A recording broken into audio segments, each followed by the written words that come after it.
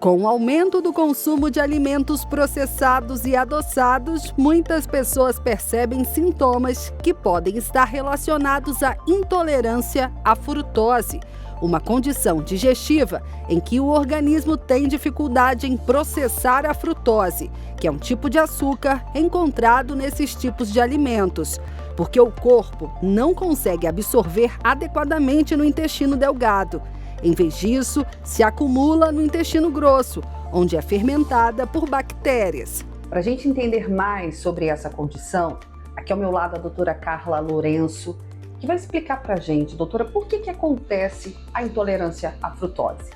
A frutose, conhecida como o açúcar da fruta, mas que está presente em vários outros tipos de alimento, ela pode acontecer de duas formas. De forma primária, chamada hereditária, que é mais rara e que acontece quando o bebê já nasce com essa intolerância, que é herdada de um dos pais.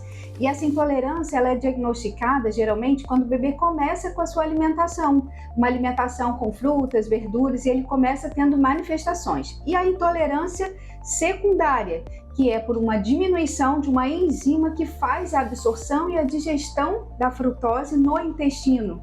E aí isso pode ser secundário a um desequilíbrio dessa microbiota intestinal, pode ser secundário a problemas no intestino, como doença celíaca, como síndrome do intestino irritável. É bem frequente a associação entre síndrome do intestino irritável e intolerância à frutose, né? Apesar de não ser tão conhecida e divulgada, ela é bem frequente.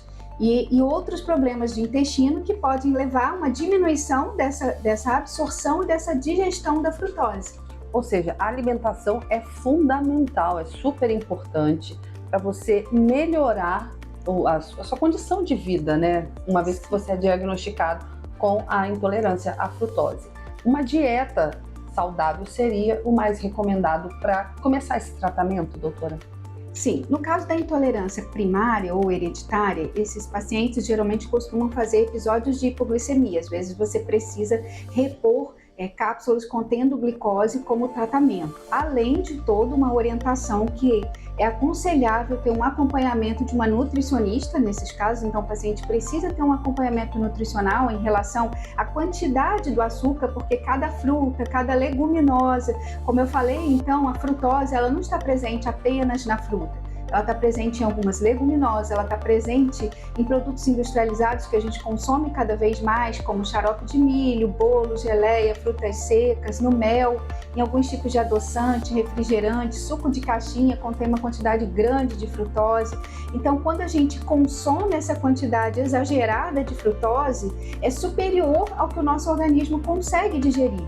Então, pela deficiência dessa enzima secundária a algum problema intestinal e essa sobrecarga de frutose no intestino leva a uma má absorção e com isso existe uma fermentação daquele excesso daquela açúcar da fruta. Os sintomas podem variar desde dores abdominais, inchaço e gases, até diarreia e náuseas. Se não for tratado, a pessoa pode ter outros problemas, né?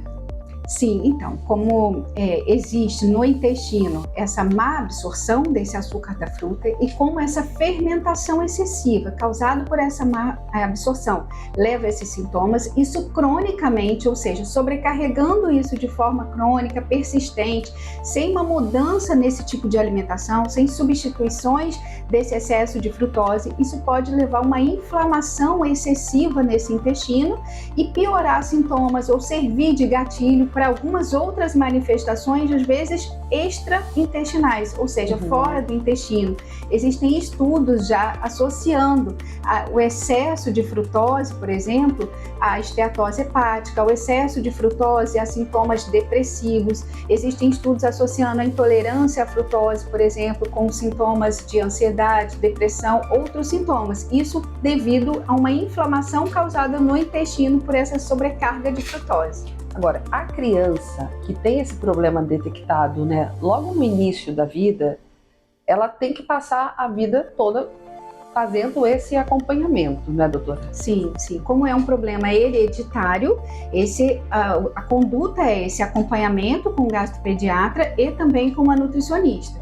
E manter esse acompanhamento, rastrear outros filhos ou outras crianças que tenham, esse casal tem, né? Então, assim, tem que fazer esse rastreio. Já no adulto, um acompanhamento com um gastroenterologista e com uma nutricionista ou nutricionista para que seja revista toda essa questão da alimentação de rotina desses pacientes e fazer as substituições corretas. A médica também destaca a importância de um diagnóstico preciso.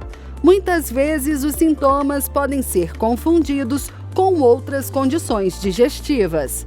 Se você está assistindo a gente, tem alguns desses sintomas, então procure um médico especialista para ter esse diagnóstico. Agora, como é feito esse diagnóstico quando não é primário, doutora? Então, quando é uma intolerância ou uma má absorção de frutose de forma secundária a algum problema ou associada a um intestino irritável, por exemplo, para fazer o diagnóstico existe um teste que se chama teste respiratório com hidrogênio expirado. Esse exame, ele é um exame rápido, fácil de ser feito, não invasivo e que é o único teste que é validado e que dá o diagnóstico se o paciente tem ou não intolerância à frutose. Para a gente ter um teste positivo, eu preciso ter uma curva. Ele vai soprar um basal, ou seja, quando ele chegar aqui na clínica, ele sopra antes de eu dar o substrato para ele, e aí eu dou o substrato e depois, consequentemente, ele vai soprando de forma subsequente a cada 20 minutos. E aí a gente vai saber se ele tem ou não uma intolerância à frutose. A gente também possibilita a análise dos sintomas durante o exame. Com um diagnóstico correto e ajustes na dieta, é possível controlar os sintomas e manter uma boa qualidade de vida. Doutora Carla, quero te agradecer por ter nos recebido aqui. A equipe do Tudo a Ver está muito feliz de poder retornar aqui e falar de um assunto tão importante que traz um impacto na vida de tantas famílias. Então você anotou as dicas aí da doutora Carla, procure um especialista, não deixe de fazer o seu exame se está com alguns sintomas, porque a nossa saúde a gente nunca pode deixar para depois. Obrigada mais uma vez. Obrigada a vocês, tá bom? Viu? Foi esclarecedora. Ótimo, cuidem-se. Até a próxima. Até a próxima, Tchau. obrigada.